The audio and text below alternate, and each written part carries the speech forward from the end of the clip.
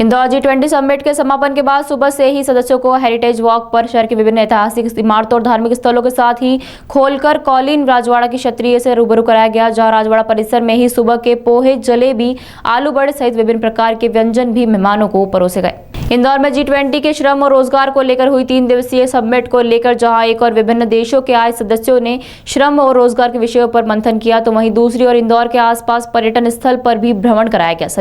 समिति के समापन के बाद आज सुबह सदस्यों को हेरिटेज वॉक पर ले जाया गया, जहां शहर में स्थित ऐतिहासिक और प्राचीन धरोहरों के साथ ही होलकर कालीन राजवाड़ा महल से रूबरू कराया गया। वहीं हेरिटेज वॉक बोलिया सरकार की छतरी में शुरू होकर कृष्णापुरा छतरी, प्राचीन श्री गोपाल मंदिर से होते हुए मां देवी अहिल्या बाई होलकर द्वारा किए गए जन कल्याण कार्यों से अवगत कराते हुए राजवाड़ा परिसर में ही सुबह का नाश्ता आयोजित किया गया, जिसमें पोहे, जलेबी, आलू बड़ा सहित तमाम व्यंजन मेहमानों को परोसे गए। व्यंजनों के साथ ही लोक कलाकारों द्वारा पारंपरिक लोक नृत्य की प्रस्तुति भी दी गई। लोक नृत्य करने आए लोक कलाकारों के साथ विदेशी मेहमान सेल्फी लेते हुए भी नजर आए और अपने मोबाइल और कैमरों के माध्यम से इस अद्भुत कार्यक्रम को सजाकर उनके साथ ले गए हैं। इस हेरिटेज वॉक को केंद्रीय श्रम और रोजगार विभाग की सचिव आरती आहूजा द्वारा कोऑर्डिनेट किया गया, जिसमें कुल 25 देशों के प्रतिनिधि मंडल सम्मिलित हुए, जिसकी सुरक्षा के लिए राजवाड़ा के आसपास के क्षेत्र को 9 व्हीकल जोन के साथ ही सुरक्षा व्यवस्थाओं को लेकर सैकड़ों पुलिसकर्मी तैनात किए गए थे।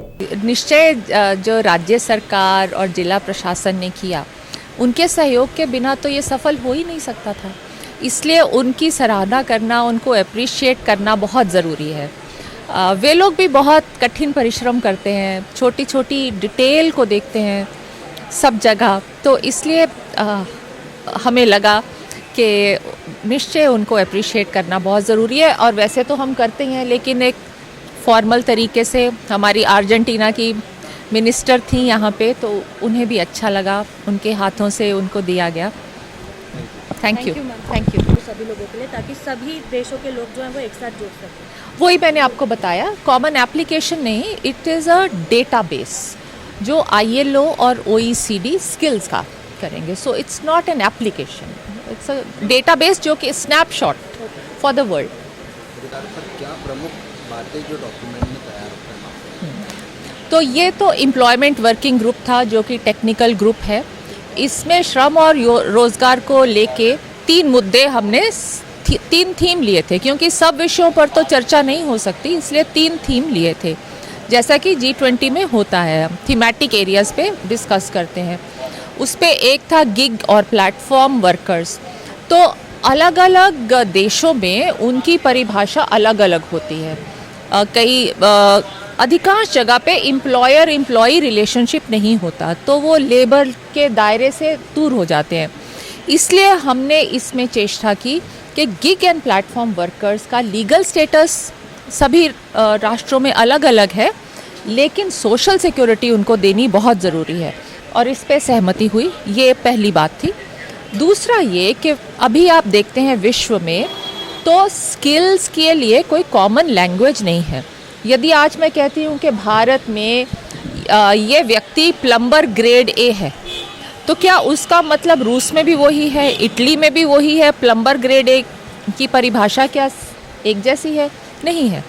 तो इसलिए G20 में इस बार एक बहुत ही महत्वपूर्ण निर्णय ये लिया गया कि आगे जाते हुए ILO और OECD ग्लोबल स्किल्स मैपिंग करेंगे, उसका डेटाबेस करेंगे और एक फिजिबिलिटी स्टडी करेंगे, किस तरह से हार्मोनाइजेशन हो जाए, language, common language of skills किस तरह हो पाए।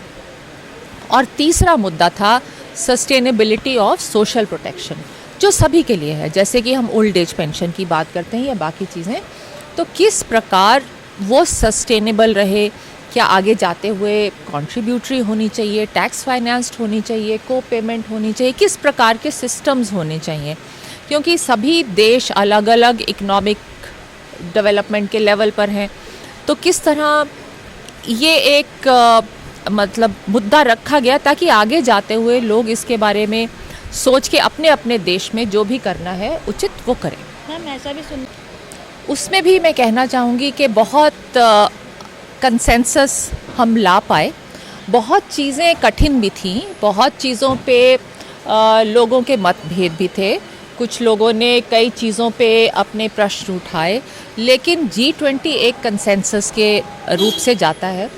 तो सबका सुनते हुए, सबके मत रखते हुए एक अंत में एक ऐसा डॉक्यूमेंट निकला है जो कि बहुत अच्छा रिफाइन होके आया है, जिसमें सबकी सहमति है और उसमें बहुत कॉन्क्रीट ठोस कदम भी उसमें उल्लेखित हैं, जिससे कि आगे जाते हुए केवल G20 राष्ट्रों में ही नहीं लेकिन पूरे विश्व में एक तरह से एक बुनियाद रखी गई है इस G20 में। मैम डॉक्टर समापन हुआ, आज हेरिटेज वॉक भी रहा, किस तरह से पूरे इवेंट में? देखिए, एयरपोर्ट से उतरते ही और आज हेरिटेज वॉक के समापन तक इंदौर के लोगों ने जो स्नेह दिखाया है और जिला प्रशासन ने जिस तरह से तैयारी की है, उस सब की हम सब ने बहुत सराहना की है।